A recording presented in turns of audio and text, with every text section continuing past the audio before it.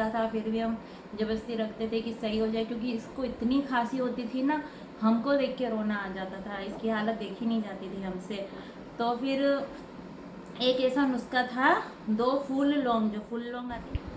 तो hello moms, तो आज की ये मेरी वीडियो मॉम्स के लिए होने वाली है। आप लोग मुझे इंस्टाग्राम पे देखते ही होंगे, वहाँ पर ही मुझे कमेंट्स आए हैं 5-6 बार, दीदी ड्राई कफ जो सूखी खांसी होती है उसके लिए क्या करें। तो सबसे पहले मैं आपको बताती हूँ कि मैं अपने छोटे बेटे के लिए इस चीज़ के लिए मैं कैसे ध्यान रखती हूँ।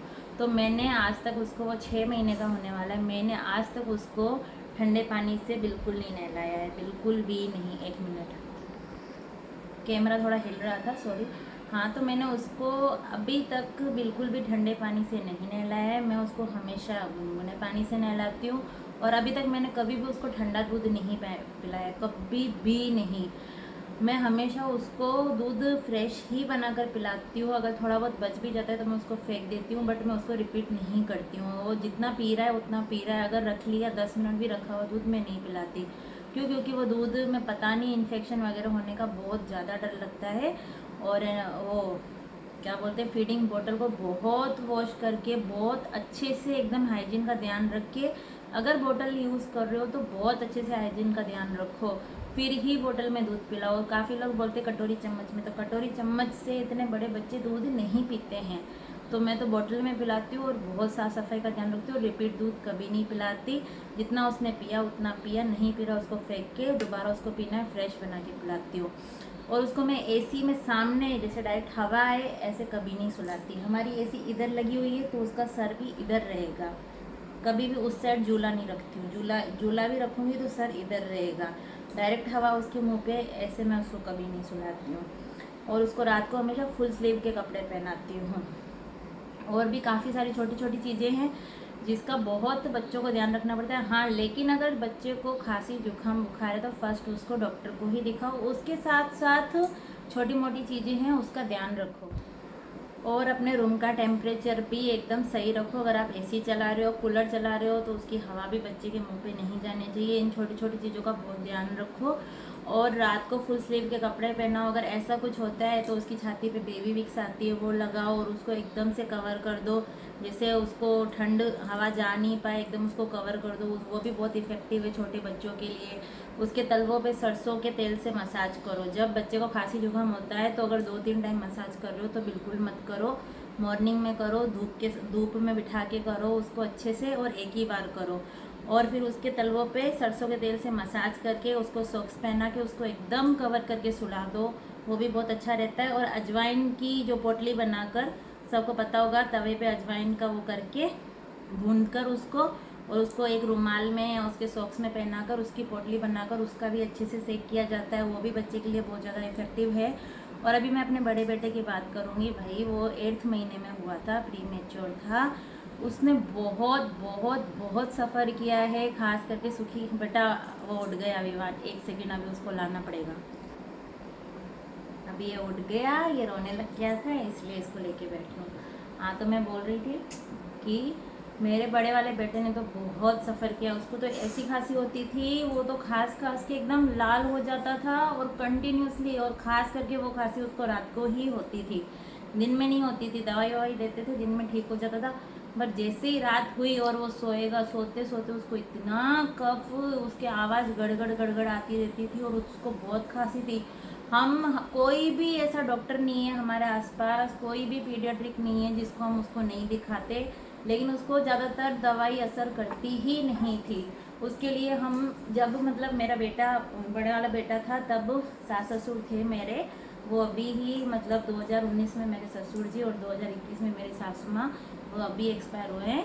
वो मेरा बड़ा बेटा था, हम सब थे, मतलब वो थे उस टाइम पे। उन्होंने बहुत केयर की अपने पोते की, बहुत ज़्यादा केयर की है।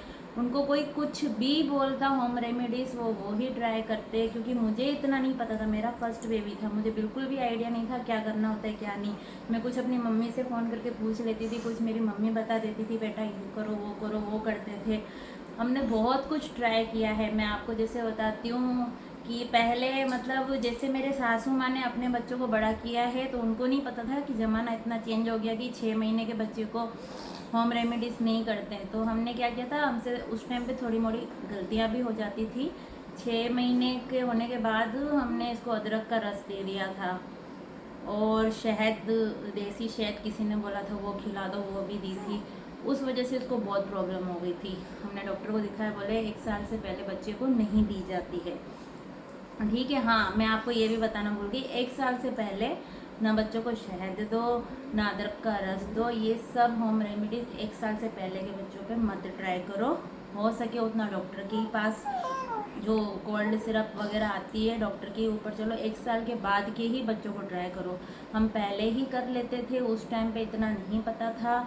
वो लोग अपने तरफ से बेस्ट देते थे, वो सब कुछ ऐसा सोचते थे बस हमारा पोता ठीक रहना चाहिए, बट उस वजह से और ज़्यादा ही प्रॉब्लम हो जाती थी।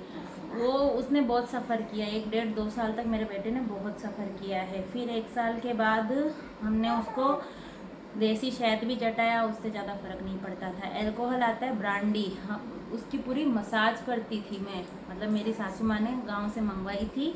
उससे हम पूरा इसको अच्छे से मसाज करते थे, कवर करते थे विक्स लगा के। ये ठीक नहीं होता था तो नहीं होता था। और भी हमने बहुत कुछ, हल्दी वाला दूध, और भी ये क्या बोलते, कोई कुछ भी बोलता, हम सब कुछ ट्राई करते थे, सब कुछ। पर इसको ज़्यादा मतलब असर नहीं होता था। थोड़ा ठीक हो जाता, फिर वैसा का वैसा। फिर बहुत सारी चीज़ें हैं, अभी उतना मुझे याद भी नहीं है। ये अदरक का रस, देसी शहद, ब्रांडी से मसाज, बेबी विक्स, ये विक्स, और पता नहीं क्या। लेकिन मुझे 2-3 चीज़ें यहाँ, लौंग किसी ने बोला था लौंग रखे मुंह में, उससे भी इसका सही हो जाएगा। रोता था फिर भी हम ज़बरदस्ती रखते थे कि सही हो जाए, क्योंकि इसको इतनी खांसी होती थी ना, हमको देख के रोना आ जाता था। इसकी हालत देखी नहीं जाती थी हमसे। तो फिर एक ऐसा नुस्खा था, 2 फूल लौंग, जो फूल लौंग आती है ना बेटा, हिलाओ मत, फूल वाली लौंग आती है उसको, और 2 इलायची, इन चारों को लेके पूरा गैस पे जला के, और फिर उसमें थोड़ी शहद और उसमें अदरक, इसका पूरा उसको पीस के और पिलाया था। और उसके ऊपर हमने पानी नहीं दिया था, इसको पानी के साथ नहीं लेना है, अच्छे से सुनना। 2 लौंग, 2 इलायची, इसको गैस पे पूरा काला करके उसको पीस के, और उसमें शहद और थोड़ा अदरक का रस, और फिर उसको पूरा उसका अच्छे से गोल बना के, और उतना ही, ज़्यादा नहीं। 1 साल के अगर बच्चे को दे रहे हो तो ज़्यादा मत देना, वो उल्टी कर देगा। उसको थोड़ी देर रुक के फिर से देना। इस तरीके से हमने दिया था। वो एक देसी नुस्खा बहुत अच्छा था, वो बहुत इफ़ेक्टिव था, उससे मेरा बेटा फिर भी ठीक हो जाता था। और एक दूसरा था, हमारे यहाँ पे जो गांधीधाम गुजरात से होंगे, जो गांधीधाम से होंगे उनको पता है, हमारे यहाँ पे एक पेड़ है जिसको खरको पीर बोलते हैं। एक पेड़ है, मेरी मम्मा, मैं यहाँ की हूँ, जिधर मेरी शादी हुई है, मेरा बॉन भी यहाँ का ही है। तो मुझे भी सेम यही प्रॉब्लम थी जो मेरे बेटे को थी, वो बोलते ना जेनेटिक प्रॉब्लम, तो सेम मैं भी खास के ऐसी हो जाती थी।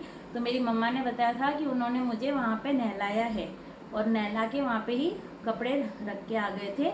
और वो खरको पीर करके पेड़ है, वहाँ पे कुछ बोलना होता है कि भाई मेरे बच्चे की खांसी उतार दो, और उनको नहला के और कपड़े वहाँ पे ही छोड़ के आ जाते हैं, तो उसमें भी बहुत फ़र्क पड़ता है। तो मेरे को तो उस चीज़ से खांसी गई थी। सेम यही चीज़ मैंने मेरे बड़े बेटे के लिए की, उसके बाद भी उसको बहुत बहुत बहुत ज़्यादा फ़र्क पड़ा। ये 2 चीज़ें हैं जिससे मेरे बड़े बेटे को बहुत फ़र्क पड़ा था।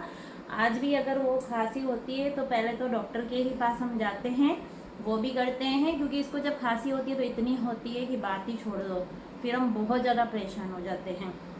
कितना भी ध्यान रखो हो ही जाता है।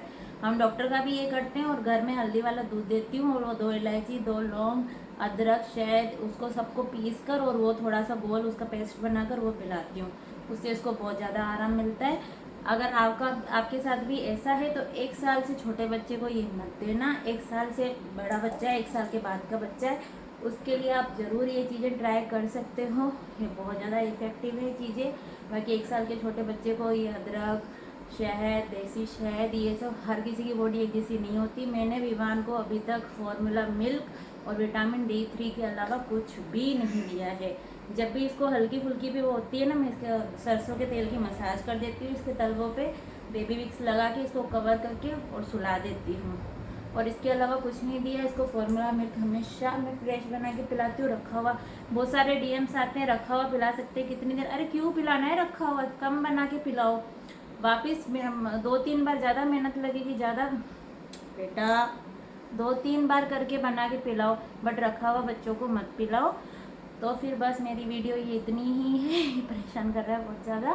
तो आज के लिए बस इतना ही। मैं उम्मीद रखती हूँ मेरी वीडियो से किसी का किसी के जो होंगे डाउट्स क्लियर हो गए होंगे, किसी को अपना आंसर मिल गया होगा। तो मैं इंस्टा पे भी थोड़ी तो ठीक है, चलो भाई, अभी ये नहीं बनाने देगा। तो अब वो लौंग वाला, इलायची वाला बहुत इफेक्टिव है, वो ज़रूर ट्राई करना। लेकिन 1 साल से ऊपर बच्चों के लिए, 1 साल से छोटे बच्चों के लिए बिल्कुल भी होम रेमेडीज़ ट्राई मत करना। बस उनका ध्यान रखना और डॉक्टर्स जो सिरप वगैरह देते हैं वो ही पिलाना। ठीक है, मिलते हैं नेक्स्ट वीडियो में।